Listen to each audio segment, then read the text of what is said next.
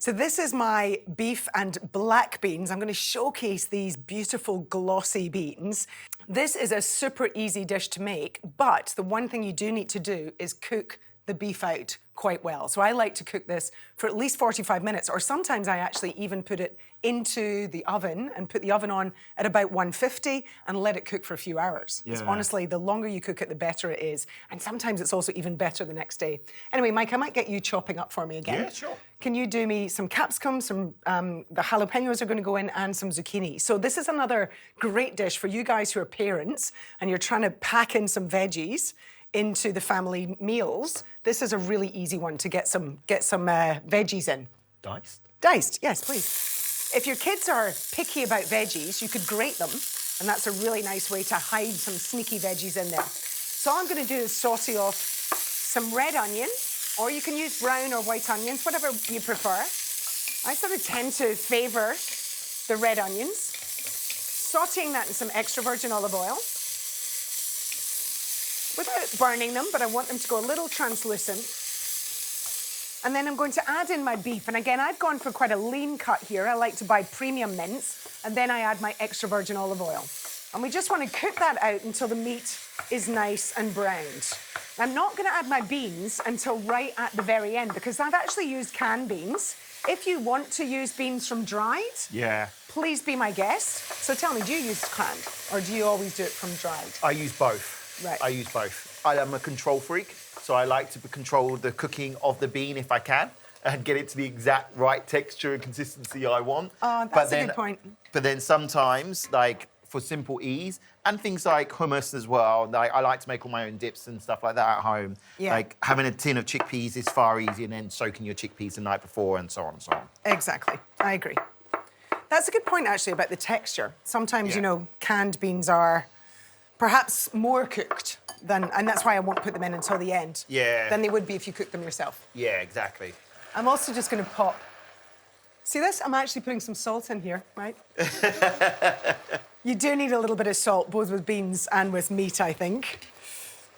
And then we're going to add some spices. So what I'm going to use here is some cumin and some paprika. You could put some dried coriander in there, some garlic, and I've got no objection to using a kind of, you know, spice Mexican or South American type spice mix, if you prefer, and just cook out those spices along with the meat and add the veggies as they're ready.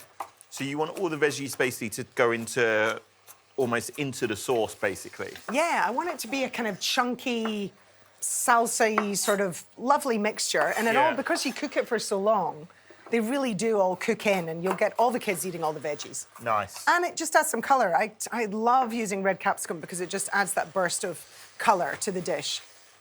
And we are about ready to add our sauce. And then I just add a can of whole peeled vine-ripened tomatoes, or you can use chopped tomatoes, but I've got to admit, I do prefer the vine-ripened tomatoes. And I'm adding some red wine. Often I'd be drinking a glass of red wine while I'm making this. One for you, one for the sauce. One for the food. And some tomato paste. So that is looking really good. Now I just want to make sure my heat is down low, so it's only just simmering. Pop the lid on, and I would cook that for 45 minutes at least, maybe even an hour, or longer if you do it in a long, slow oven, depending on how much time you've got. I haven't added the beans yet. They're going to go in just at the last minute because they're already cooked, so I just want them to heat through. And while that's cooking, you can get all your condiments ready.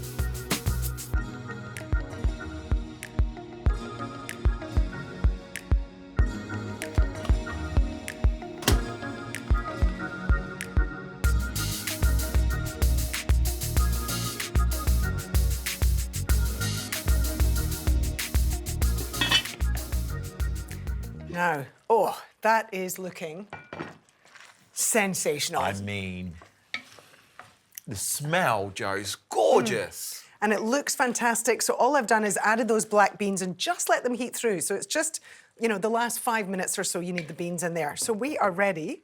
I'll switch that off.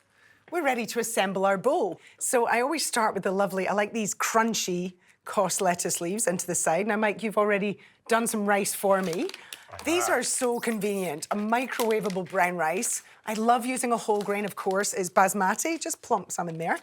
It's basmati, which is lower GI, so it's got less impact on your blood glucose levels. It's got all the fibre as a brown whole grain rice.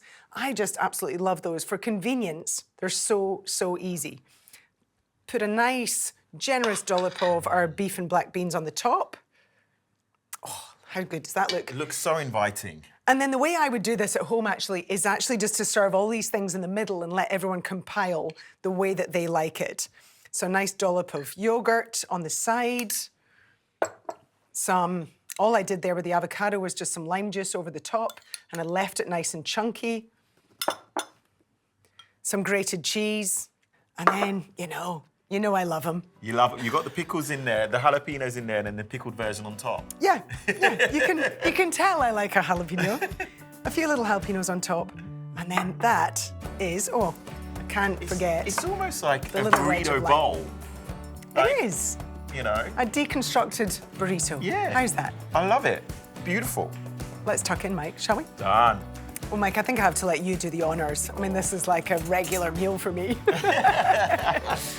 It looks so appetizing.